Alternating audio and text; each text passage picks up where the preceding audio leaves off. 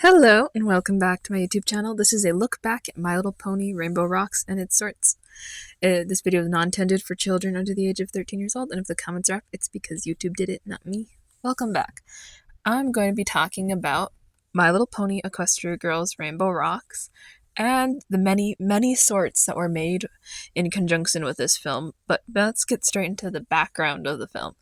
So, background.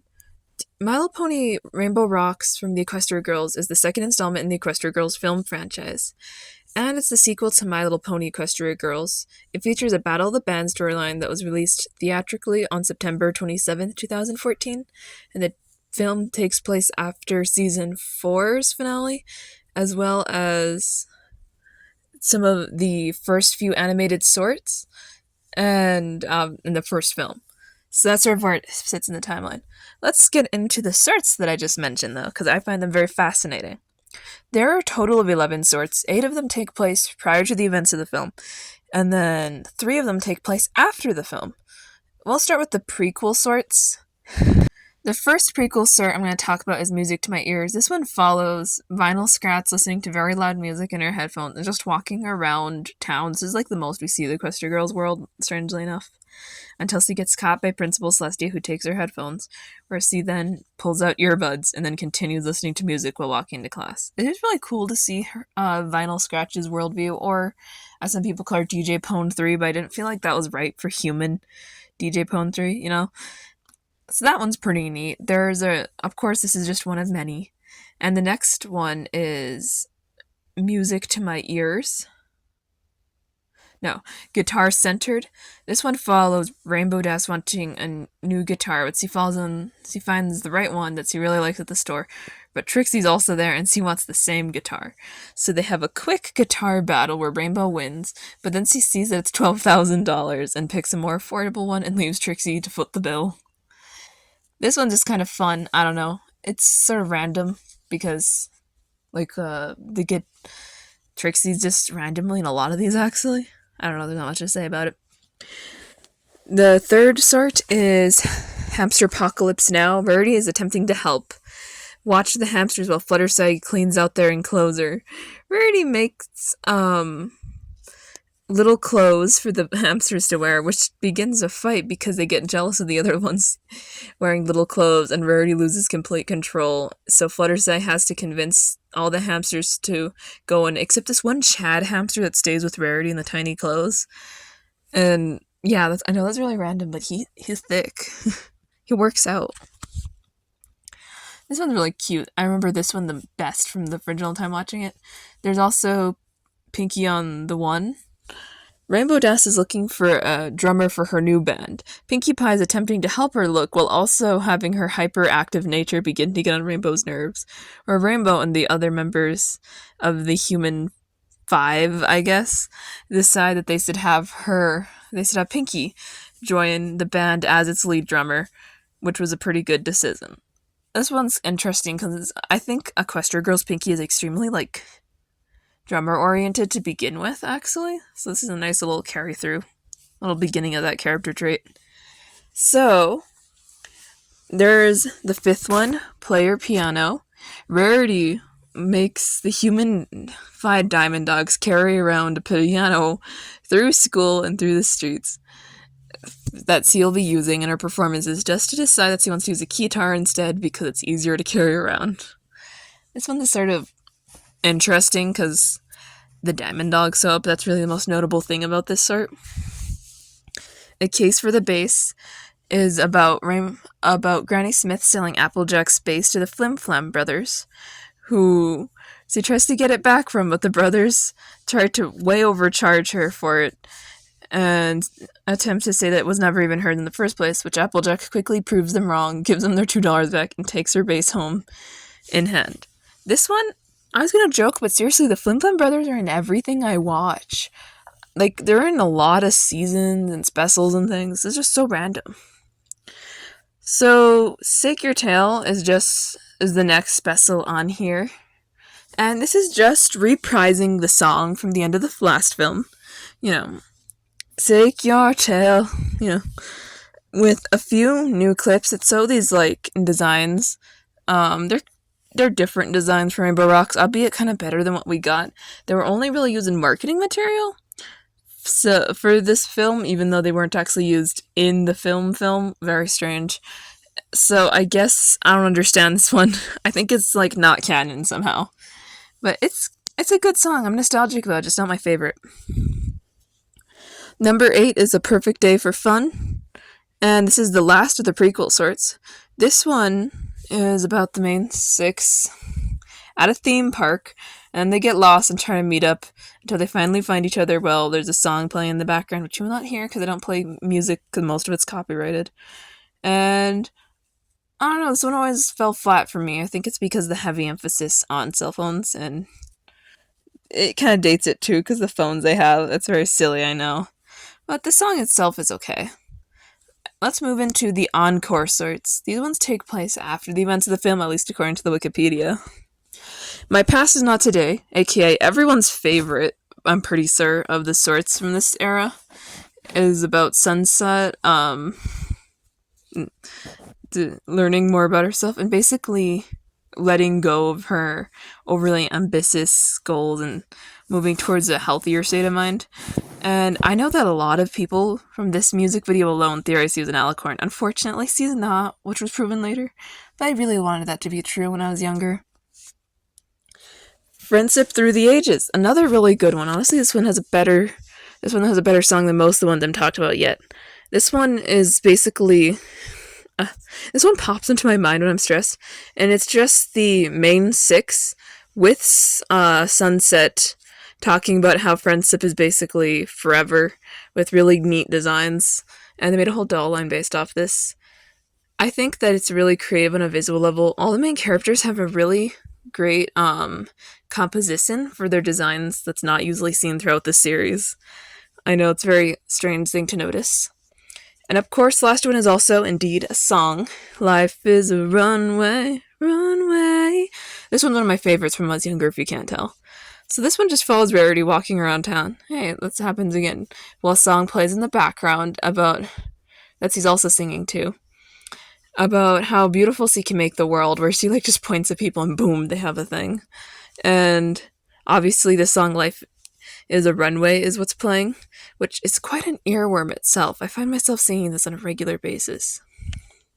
Now that I've completed talking about all of the sorts, let's go straight into Rainbow Rocks itself. This one is, of course, one of most people's favorites. The plot follows the sirens, aka the Dazzlings, finding out of being awoken by the equestrian magic that was used to defeat Sunset at the end of the first film.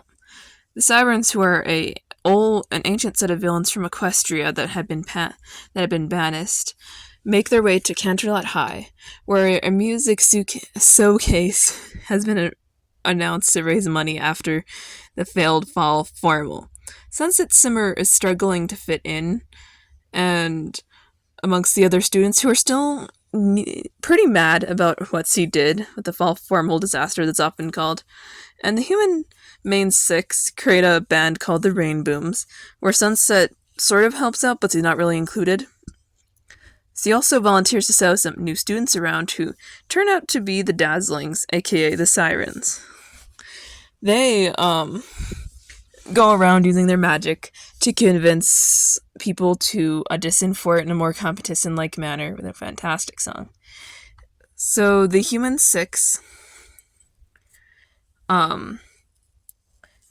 contact Twilight, Sparkle, and the Pony Realm using the book, where she then makes like this portal to help out. And right as the battle of the bands is beginning to heat up and the sirens are beginning to grow too powerful, Twilight is still struggling to make a counterspell, and tensions grow amongst the group.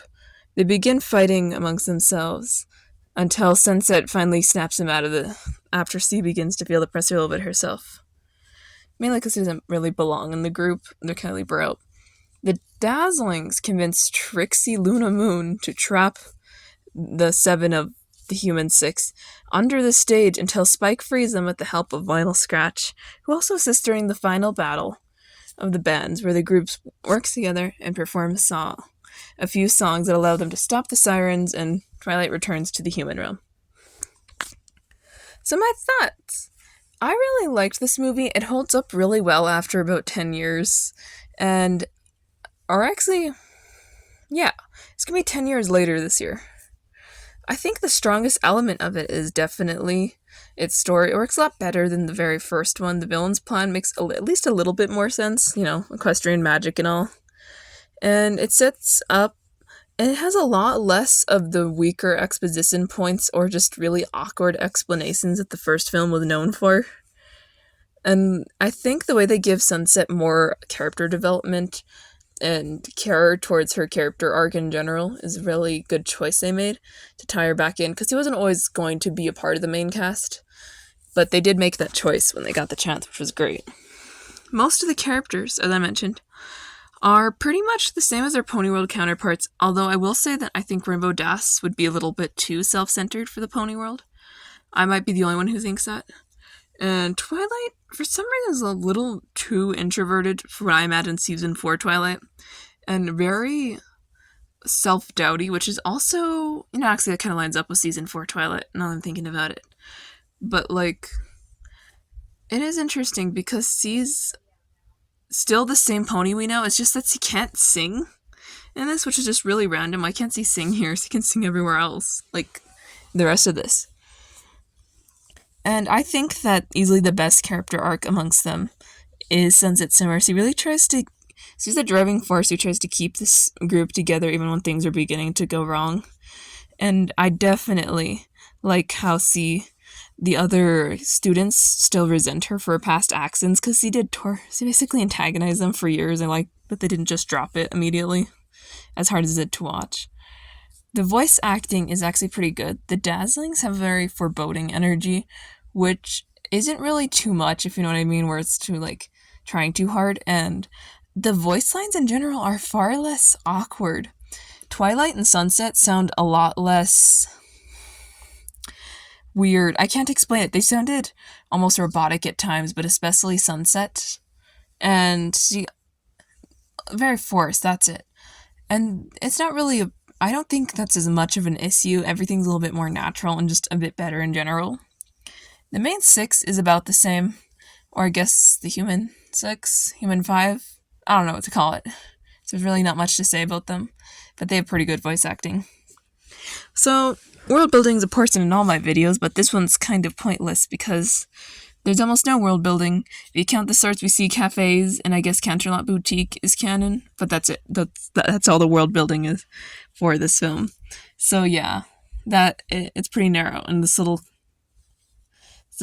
that's okay. The animation is getting pretty good here. It's not perfect, but it's a lot less janky, for lack of a better term, than the first film. And I also can see some more experimental shots between the sorts and this film that I really enjoyed. The character designs also are beginning to improve a little bit, mostly with new characters. Our main characters have very lackluster designs, too ugly, unfortunately. That's the only issue with this film. They're kind of ugly, the clothing they wear. Now let's hit music. This is where things really begin to stand out as far as this film's entry within the franchise. There's roughly 13 songs on its musical score, which is a lot more than the previous film. And there's of course the ones that everyone cares about, which are the 3 songs the Dazzlings sing, which definitely steal the show, like Battle, Under Our Spell, and Welcome to the Show. Of these, Under Our Spell is easily my favorite, and Trixie also had a song, which was Tricks Up My Sleep, which was never released in its entirety, but oh my god, it's very catchy, so I feel like that's a loss on Hasbro's part. And obviously, not every song is intended to be good out of this score. There's a few that are intentionally bad, because that's for instance, Twilight's Bad Counterspell. Am I willing to listen to it more than a few times for this? No. No one needs to hear that song. It's pretty bad. I mean, even the movie acknowledges this. And Snips and Snail's song is also pretty bad, but I think somehow not as bad as Twilight's. I think it's because you can tell that they're really trying to be bad. They have heart, but with the main 6 it doesn't make sense because they should be better at this. So, the next person is going to be first impressions. So I really liked this when it came out, but I'm not going to tell you that I had good or high expectations. I was still hating on the first film. I didn't, and this just popped up on Netflix. I didn't even know it was announced or greenlit when I was little. I was like, what? And then I watched it and I was like, wait, maybe this is going somewhere good. Maybe this is like an actually good movie. And I'm not entirely sure about this. I wasn't sure at the time about the franchise, but I think it actually went pretty good from this point onward. There's a few less good things, but it's not like it's overtly bad. So I guess I was right. That and the dazzling songs were just, yeah, that was too fun to listen to. And certain scenes, I don't know why I always block them out from this film. Like, I forgot about the hair thing in the cafeteria, in the little cafe at the beginning. And I just think that's kind of random, because, like, the hair physics, oh my god, you know? So, I guess closing thoughts. I want to thank you for making it here, and I would say look out for more My Little Pony content every Saturday, but lately my life has been making it difficult. Hopefully that's not going to be too much of an issue here in the future, but we'll have to see about that.